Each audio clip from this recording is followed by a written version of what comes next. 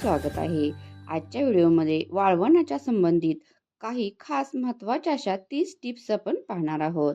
Tip क्रमांक 1.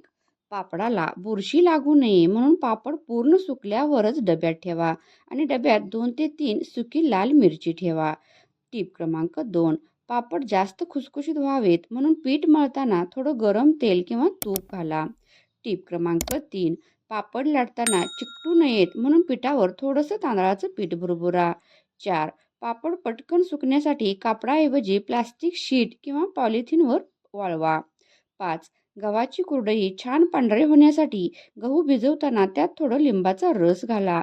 6. कुरडई मऊ आणि जाळीसारखी होण्यासाठी पीठ शिजवताना सतत ढवळा आणि गुठळ्या होऊ देऊ नका.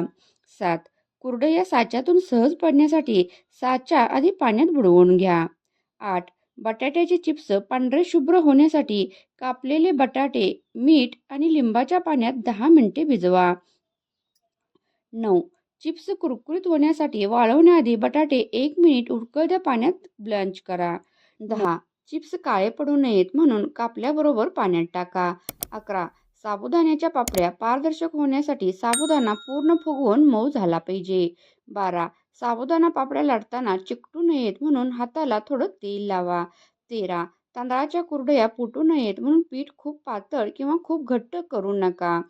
14. वाळवणावर धूळ बसू नये म्हणून वर पातळ मलमलचं कापड झाकून ठेवा. 15. सांडगे छान फुलण्यासाठी डाळीचं पीठ चांगलं फेटून घ्या. 16. सांडगे आतून कच्चे राहू नये म्हणून 2 ते 3 दिवस उन्हात व्यवस्थित वाळवा. 17.